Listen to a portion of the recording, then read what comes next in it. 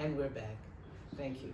And so, what I was talking about the scene where the mother is showing that she's a kind, loving grandmother, I feel that she feels she has something to look forward to, that she has purpose. And perhaps maybe before she didn't feel that she had anybody to love, because people do better when they have something to love and something to give instead of always expecting something. And so now she's happy, she wants this family, and I even see a change a little bit in Tommy, don't you?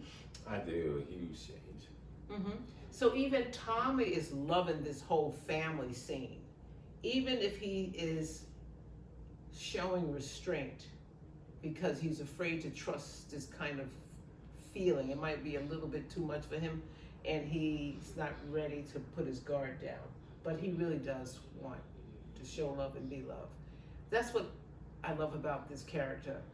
You know, he is always, Tommy Egan, what I love about him is this actor, he's able to show two sides. Yeah, he is. Yeah, he's able to show a very tough side, but he's also able to show loyalty and love in his own way. And that's what makes him so likable. And he even has a sense of humor. And I think that's what it is. What do you think? Absolutely. You know, he has a charming way self to him, even though I've always considered him a psychopath, basically. You know, this man is a dangerous, crazy killer. Let's not forget that at all. But yeah. He does have an appeal that draws everybody to him. Oh, and definitely. when this show came out last year for season 1, I'm like, who's gonna watch the show around time? It's not gonna be that good, but turns out it's just as addicting as the other It's very shows in the universe. And I'll tell you something. Tommy helped produce this show, didn't he? Along with Curtis Jackson and some really stellar executives. And they Courtney did. Kemp. Courtney Kemp. Oh, she's awesome. Yeah. Together, this is a duel that is powerful. They are putting together the recipe for success.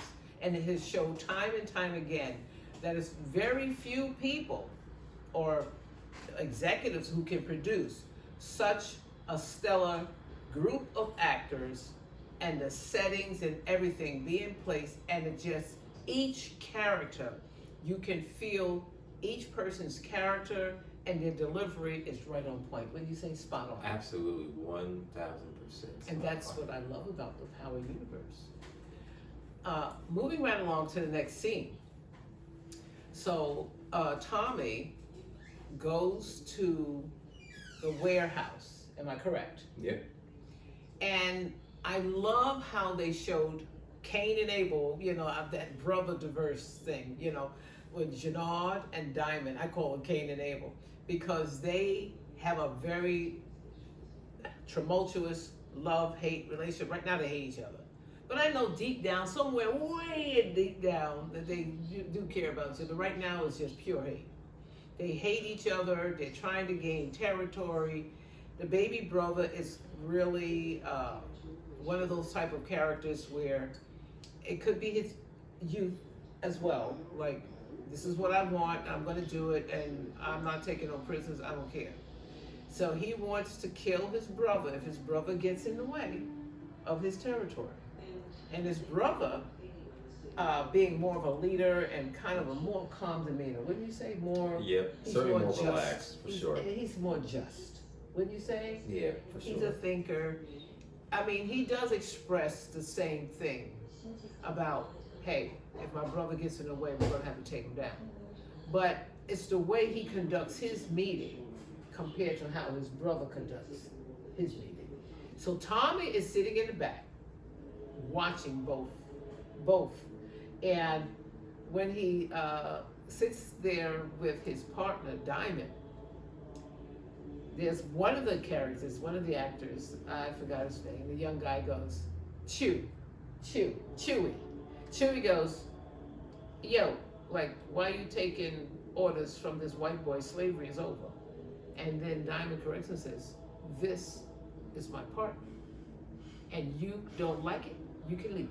And what's so funny about that scene, Tommy's going is sitting between two B's, and he's sitting there like he's Spider-Man in the corner with the way he's posed. Right, yeah.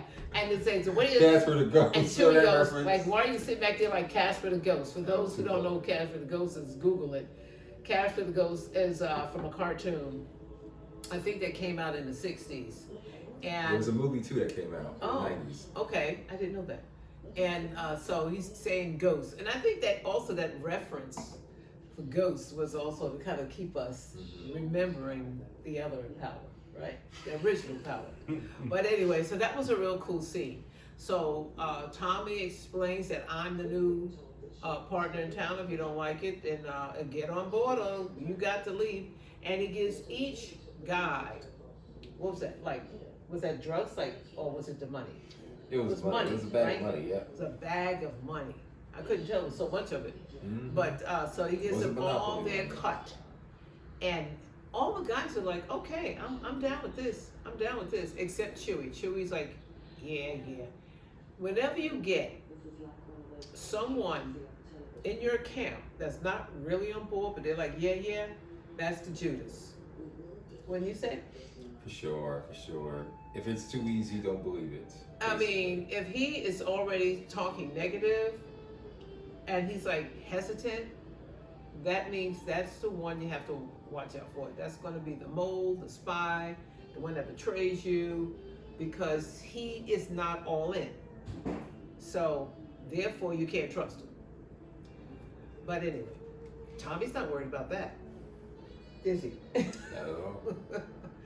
So, going on to the next scene, is the scene where, correct me if I'm, where Tommy, Diamond, what's the next scene? I'm trying to remember. Yeah, so after that, I believe they show the law enforcement office. Yes, they show the CBI, which is the Chicago Bureau of Investigation, or it's like the FBI, and they are talking about this new guy in town that's like a ghost. Who's Tommy?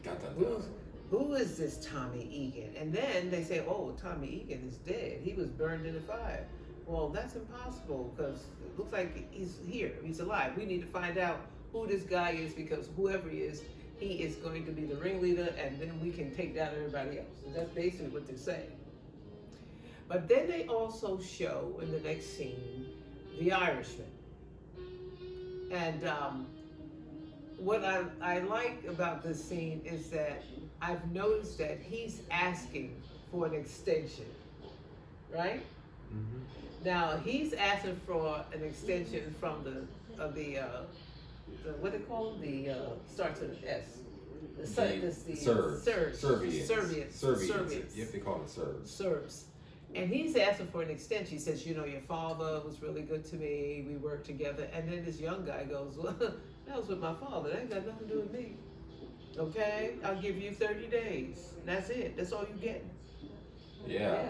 There was a lot of payment extension requests. We should have called this whole show The Extension. Yeah. I mean, I haven't seen this many extensions since I'm like, we go there, but shoot, like they're acting like this was the power company.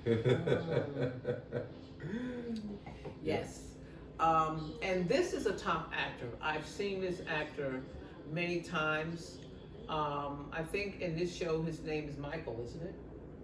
Yeah, let me check that here. Yeah, fact check that. Yeah, we go. But he is a very good actor. We go check. Oh, absolutely. Yeah. And he's a very good actor too, and he's a real Irishman. And I just love that whole Irish accent, and I just love the dynamics that he has with his son and his daughter, who is a badass. Claudia is a badass, isn't she? Mm-hmm. Yes, Walter Flynn. Walter Flynn. Played by Tommy Flanagan. And he is, and in the show his name is? Walter Flynn. Walter Flynn. Yeah. Okay, he's a great actor. That's why we use his name so well. Yeah, no. What's his son's name? Yeah, his son. I want to make sure. He gives me those skinhead vibes. Let's see here. Yeah, what's his name? He's not that memorable. He's not. That's why. Well, his daughter Claudia. Yeah, Vic Flynn. Yeah, Vic. I played don't know by why Shane Harper. Yeah, I couldn't remember his name. I don't know where I got Michael from, so forgive me on that one. But this family dynamics is all about power. Claudia always felt that her brother had always got the attention. Well, of course, this is an alpha male, and he wants his son to be the next in line to the throne, so to speak. And the daughter doesn't like it. She's like, hey, I'm smarter, I'm tougher, and I'm braver than my brother. And the father's like, look, I just want you to do the records, right? Do the paperwork. She's like, I don't do no paperwork.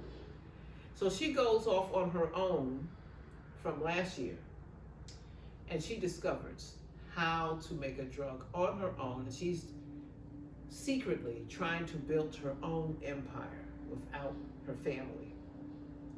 And that's where the trouble starts, correct? Absolutely.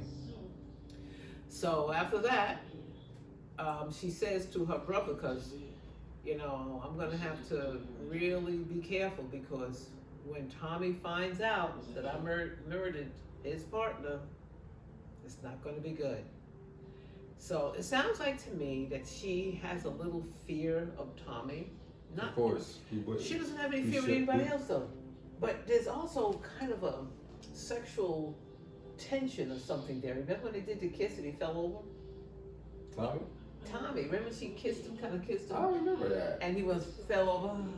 Yeah, you gotta go back and look. Oh, I think because they were taking that crazy dahlia drug. Yes, the dahlia. The dahlia. Good. I think that, well, cause she can go either way, because remember she was also in bed with a woman last year's scene too. You're right about that. Yeah, yeah. So we'll take a break on that. We'll be right back. All right.